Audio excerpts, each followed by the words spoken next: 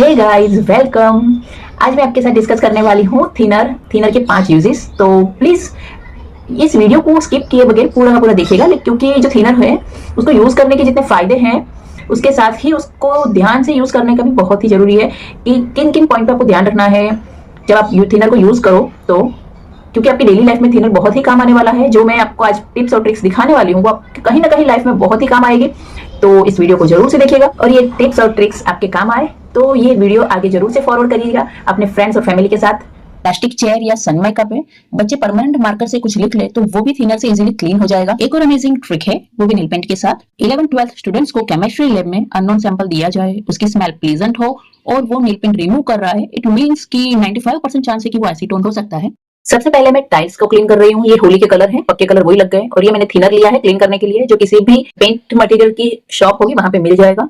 इसे आपको एक कॉटन के सूखे कपड़े पे थोड़ा सा लेना है और ढक्कन भी बंद करना है क्योंकि वो हवा में उड़ जाता है, मतलब इवोपरेट होता है बस। और फिर उसको थोड़ा सा दबा के क्लीन कर दीजिए, जैसे मैंने यहाँ पे किया है। जैसे आप नेल पेंट रिमूव करते हो ना, बस वैसे ही हल्का सा रगड़ने से वो सब कलर निकल जाएगा। ऐसे ही आप होली के कलर्स या फिर हेयर डाई के कलर्स जो सिरामिक के बेसिंग में या टाइल्स पे लगे हो वो निकाल सकते हैं बहुत ही इजीली। और जिसके यहाँ पे भी होली के कलर्स लग गए हैं वो आराम से ये टाइल्स पे, मार्बल पे से, किसी पे से भी निकाल सकते हो। बस आपको ध्यान ये रखना है कि यूज करते टाइम इसका ढक्कन तुरंत बंद करें क्योंकि वो हवा में उड़ जाता है। और दूसरी बात की इसको ज्यादा देर तक हमारे हाथों से यूज करना हो तो आप ग्लव्स पहन सकते हो क्योंकि इससे स्किन ड्राई हो जाती है।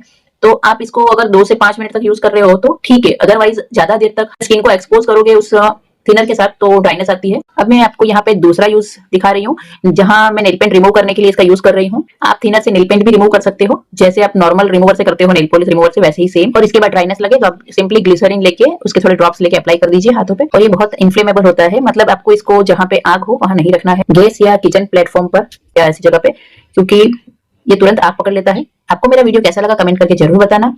अब मैं इसका थर्ड यूज दिखा रही हूँ। ये स्कूल यूनिफॉर्म है मेरे बेटे की जिसमें बहुत सारी इंक लग गई है। इसे मैं कैसे निकालती हूँ थिनर से वो दिखा रही हूँ। ये ऐसे तो व्हाइट कलर का शर्ट है पर ब्लीच करने से भी इंक की जो स्टेन होती है वो नहीं निकलती है।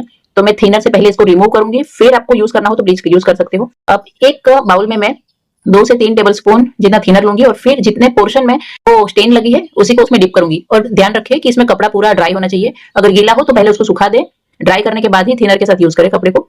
और आप देख रहे हो वीडियो में वैसे सब इंक है वो थिनर के अंदर आ गई है। अब हमें इसे इस प्रोसीजर को वापस रिपीट करना है। जो इंक वाला थिनर है मैं उसे फेंक दूंगी और नया थिनर लेके उसमें सेम वापस कपड़े को डिप करूंगी, जिससे वो जितनी भी स्टेन है उसकी जो इंक है वो सब उसमें एक्सट्रैक्ट होके आ जाएगी। अब कितनी बार आपको ये प्रोसीजर रिपीट करनी है वो डिपेंड करता है कि आपके कपड़े के ऊपर कितना टफ स्टेन, मतलब दाग कितना गाढ़ा है, उसके ऊपर डिपेंड करता है। बस आपको ये प्रोसीजर सेम फॉलो करनी है। जो गंदा थिनर वो फेंकते चाहिए और नया थिनर लेके रिपीट करते चाहिए। यहाँ मैंने सिर्फ 2 बार ही थिनर यूज किया है और इसको रब किया है जिससे वो लाइट हो गया है। आपको भी जितनी बार थिनर आप लो उतनी बार आपको रब करना है। और ऐसे साइड में जो आपको दाग धब्बे दिख रहे हैं थिनर की वजह से वो सब आपके डिटर्जेंट वॉश के बाद निकल जाएंगे, तो आप उसके लिए बिल्कुल परेशान ना हो। यहाँ मैंने 2 से 3 टेबल स्पून लिक्विड डिटर्जेंट लिया है और उसमें 1 गिलास पानी डाला है। यहाँ हमें जो भी डिटर्जेंट ले उसको ज्यादा कॉन्सेंट्रेटेड ही रखना है, मतलब उसमें ज्यादा पानी नहीं मिलाना है। और फिर जहाँ पे थिनर अप्लाई किया था उस पोर्शन को अच्छे से रब करने के बाद 10 मिनट तक हम गलने के लिए रख देंगे। और उसके बाद हाथ से अच्छे से मलोगे तो वो 80 से 90% तक लाइट हो जाएगा।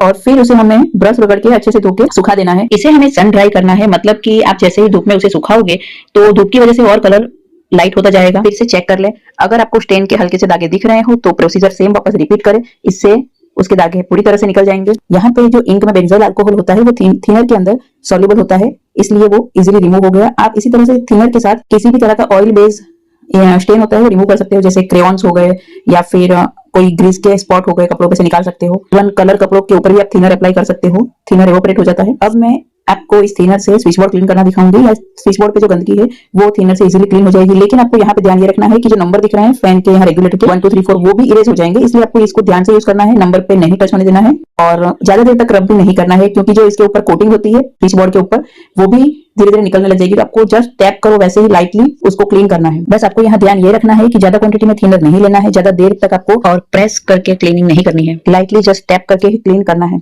और thinner is a bad conductor of electricity, तो शॉर्ट सर्किट लगने के चांसेस भी नहीं रहते हैं। फिर भी सेफ्टी पर्पस के लिए आप मेन स्विच बंद करके ही क्लीनिंग करें। अब मैं आपको इसका फिफ्थ यूज दिखा रही हूँ। ये जो यूटेंसिल्स होते हैं जो नए हम मार्केट से लेके आते हैं, उसके ऊपर जो स्टिकर्स होते हैं ना, वो जो अगर नए बर्तन हो तो उसको थोड़े से गर्म, हल्के से गर्म करने के बाद निकालू तो वो ग्लू निकल जाता है, लेकिन अगर पुराने बर्तन है स्टिकर्स तो वो नहीं निकलते, तो वो इजीली थिनर से निकल जाते हैं। यहाँ पे स्टिकर तो निकल गया लेकिन उसकी ग्लू जो गम है वो नहीं निकली है, तो बस थिनर लेके आपको जस्ट टैप करना है, वो निकल जाएगी। तो स्क्रैच नहीं पड़ते हैं स्टील बर्तन पे या प्लास्टिक पे।